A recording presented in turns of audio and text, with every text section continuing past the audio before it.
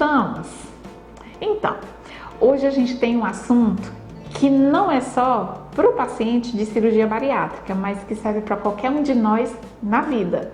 E esse assunto a gente discute bastante no nosso livro, Comportamento Mastigatório na Obesidade e após cirurgia bariátrica. Então, o assunto de hoje é quando parar uma refeição.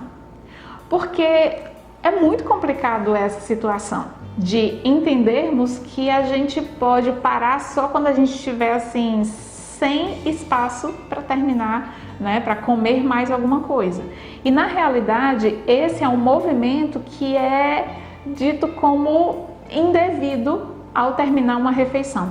Sabe aquela instrução dos nossos avós ou de pessoas, né, de idade maior que dizem assim pra gente: ah, não precisa terminar a refeição para você não ter mais espaço nenhum. Sempre saia da mesa com um pouquinho de fome. Esse é um conselho extremamente sábio. Então, quando a gente entende que terminar uma refeição, ela precisa ter um espaço ainda em nosso estômago que nos permita ficarmos confortáveis após a refeição e após um tempinho depois da refeição, é imprescindível para a nossa saúde. Então vamos lá. Com o paciente de cirurgia bariátrica, a gente trabalha isso já na primeira refeição que o fonoaudiólogo administra com o paciente. Por quê? Porque muitas vezes essas pessoas podem ter um volume maior de administração da alimentação quando ainda com a doença obesidade antes da cirurgia. Então, essas pessoas podem, por exemplo, comer uma quantidade muito maior de alimento. Ah, eu comia meio quilo de alimento numa refeição, eu comia 2 quilos de alimento em uma refeição. Então, esses volumes que são extremamente maiores do que logo que se passa pela cirurgia bariátrica. Então, como pensar como uma pessoa que passou pela cirurgia bariátrica, então vamos para o extremo, essa pessoa que comia 2 quilos de alimento durante uma refeição, como é que ela vai passar agora pela cirurgia bariátrica e entender que ela vai comer 200 gramas ou às vezes um pouco menos e ficar satisfeita e saber o momento de parar?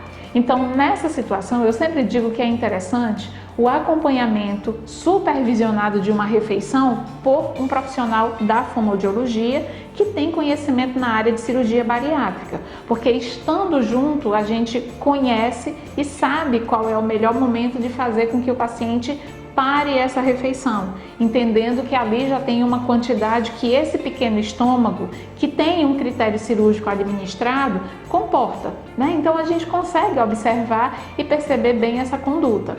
Mas quando a gente pode dar uma dica, vamos dizer assim, para as pessoas que estão ali fora da cirurgia e que querem elaborar melhor esse momento de parar uma refeição, eu posso indicar assim, que é interessante sempre o autoconhecimento, fazendo essa alimentação com boa mastigação e percebendo os movimentos em que o meu corpo diz que está ali perto de parar uma refeição.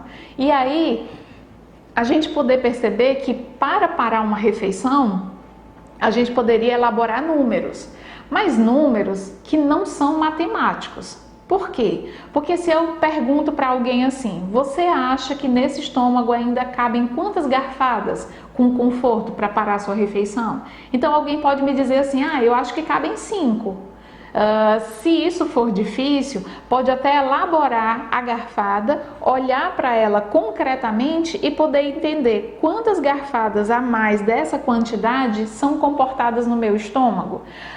Então isso me dá uma pista visual e concreta melhor para eu entender quantas a mais daquela garfada cabem no meu estômago daqui para frente com conforto. Por que eu falo isso? Porque a gente precisa desconectar o que existe de boa vontade, de olhar para essa alimentação e muitas vezes do alimento que a gente gosta, que está ali saborosíssimo, que a gente não quer parar de comer para não parar de sentir o sabor desse alimento na língua. Mas é interessante a gente dissociar essa informação da cabeça para a informação do estômago. Tá bom, eu sei que o alimento está gostoso, mas quantas garfadas o meu estômago ainda comporta. Ah, então cabem 5? Ok, esse número não é matemático, é só para eu ter uma ideia de quantas garfadas eu ainda talvez faça. Então eu faço uma e vou perceber. Ainda cabem as próximas 5? Então vou entender novamente se cabe novamente essa quantidade. Ah, Andréa, não mudou nada, eu acho que ainda cabem 5. Ok, então vou lá e faço mais uma garfada. E vou fazendo isso até que esse número mude. E quando as pessoas dizem assim, André, eu acho que cabem no máximo 3 ou 2 garfadas. Então, nesse momento, eu sempre peço para a pessoa fazer uma pergunta a si diferente. Então, vamos lá, se cabem até 3 garfadas a partir de agora, então, uma garfada cabe com certeza? Porque aí a gente vai se aproximar muito mais solidamente dessa capacidade do estômago. Então, se uma garfada cabe com certeza, a segunda pode não caber, ou seja, dúvida, mas quando eu olho para o prato e eu entendo que se tirar o meu prato da mesa não vai me fazer falta, então realmente esse é o momento de parar totalmente a refeição. Porque você vai perceber que você parou a refeição no momento em que você está satisfeito e não cheio. E por que precisar desse movimento e, como eu chamo, uma folga de conforto logo após terminada uma refeição? Porque você vai perceber que em até meia hora você tem essa folga de conforto preenchida, porque existe uma fermentação no nosso estômago que é conduzida através da mistura dessa alimentação com o ácido gástrico, que faz com que haja o aumento de volume desse alimento nesse novo estômago. Então isso faz com que a gente perceba que naquele momento que eu parei a refeição, eu tenho uma mensagem de saciedade elaborada. Em até meia hora eu vou estar mais cheia do que quando eu parei. Mas esse cheio ainda está dentro de uma zona de conforto, que faz com que eu entenda que eu estou bem, que eu não estou extremamente lotada e que eu possa me levantar e fazer as minhas atividades normalmente. Ou de eu continuar sentada, se caso eu esteja na mesa de trabalho, né? E eu possa entender que terminou o momento da minha refeição e agora eu posso voltar para fazer os meus trabalhos e as minhas atividades. Mas voltar para fazer o trabalho e as atividades de uma forma muito tranquila, de uma forma muito confortável. E principalmente para o paciente que faz a cirurgia bariátrica, de uma forma muito segura, porque a quantidade que ele comeu até de um pouco mais de proteína foi melhor do que qualquer outro acompanhamento que ele teve no prato. Então, à medida que ele vai se aproximando dessa mensagem de saciedade, ele vai dando realmente mais também, mais preferência para as proteínas do que os acompanhamentos que ele tem no prato, porque necessariamente o paciente precisa ter mais proteína nesse estômago e que essa proteína ela acaba tendo uma melhor saciedade por um tempo mais prolongado.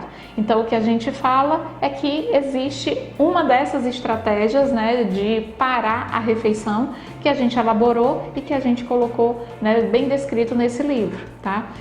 Posso dizer aqui que existem outras estratégias, mas que elas devem ser cientificamente provadas ou publicadas de tal forma que a gente possa reproduzir isso para entender se essa é a melhor conduta com a maioria dos pacientes que a gente conduz e atende, tá certo? Mas de qualquer forma a gente já percebe aqui que é uma conduta super interessante, que o paciente consegue ter um pouco mais de consciência da quantidade que ele está em alimentação nesse novo estômago e que dissocia um pouco dessa conduta de eu tenho o prazer e eu quero ainda continuar sentindo o sabor do alimento na minha boca, quando na realidade eu entendo que para o meu estômago isso está muito mais confortável de parar do que de continuar, tá certo? Mas se você ficou com alguma dúvida ou se tem alguma sugestão de mais algum material, escreve aqui pra gente, dá um like nesse vídeo e a gente continua com essa formulação de mais material para os próximos vídeos, tá certo? Então, muito obrigada!